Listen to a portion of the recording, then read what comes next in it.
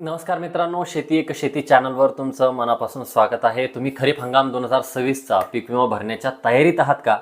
तर एक मिनिट थांबा. शासनाने यावर्षी पीक विमा योजनेत असे काही कडक नियम लावलेले आहेत की तुमची एक छोटीशी चूक तुमचा पूर्ण विमा रद्द तर करेलच, पण इतर सरकारी योजनांनाही तुमच्यासाठी 5 वर्ष बंद होण्याची शक्यता आहे. मग त्यामध्ये नमो शेतकरी असेल किंवा इतर PM किसान सन्मान निधी असेल किंवा इतरही योजना असतील. हे धक्कादायक बदल कोणते आहेत? चला तर मग वेळ न घालवता सविस्तर जाणून घेऊया. त्या अगोदर व्हिडिओ अत्यंत महत्त्वाचा आहे मित्रांनो, त्यामुळे शेवटपर्यंत नक्की बघा. कुठेही स्किप करू नका. चॅनलला सबस्क्राईब करा. मित्रांनो, सर्वात पहिला आणि मोठा बदल म्हणजे फार्मर ID. यावर्षी फार्मर ID केवळ अनिवार्य नाही, तर तो तुमचा ई पीक पाहणी ॲपसोबत लिंक असणार आहे. म्हणजेच तुम्ही जे पीक शेतात लावलंय त्याची अचूक नोंद ई पीक पाहणीमध्ये असणं बंधनकारक आहे. दुसरा कडक नियम म्हणजे चुकीची माहिती देणाऱ्यांवर कारवाई होणार आहे. काही लोक सामायिक क्षेत्र चुकीच्या पद्धतीने जोडतात किंवा मयत शेतकऱ्यांच्या नावे पीक विमा काढतात. जर असा प्रकार उघडकीस आला तर तो पीक विमा थेट बाद त्या ठिकाणी होणार आहे.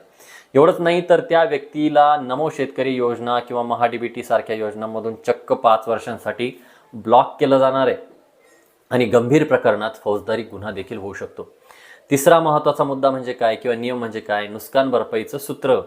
जर आता जोखीम स्तर 70% निश्चित करण्यात आलेला आहे. यामध्ये 50% पीक कापणी प्रयोगाची आकडेवारी आणि 50% सॅटेलाईट किंवा तांत्रिक माहितीचा आधार घेऊन जी काही नुकसान भरपाई आहे तर ती ठरवली जाणार आहे. चौथी फक्त आनंदाची बातमी म्हणजे लवकरच पीक विमा पोर्टल आणि महाभूलेख पोर्टल एकत्र जोडलं जाईल, ज्यामुळे भविष्यात तुम्हाला 7/12 अपलोड करण्याची गरज राहणार नाही आहे किंवा आपल्याला डाउनलोड किंवा प्रिंट काढायचीच गरज भासणार नाही. तो आपोआप सिस्टममध्ये घेतला जाईल. पाचवा बदल कर्जदार शेतकऱ्यांसाठी आहे.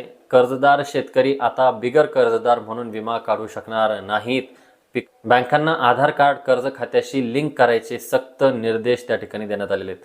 आणि सर्वात शेवटचा 6वा बदल म्हणजे क्षेत्र मर्यादा. पूर्वी शेतकरी 4 किंवा 5 गुंठ्यांचा सुद्धा विमा त्या ठिकाणी भरू शकत होता.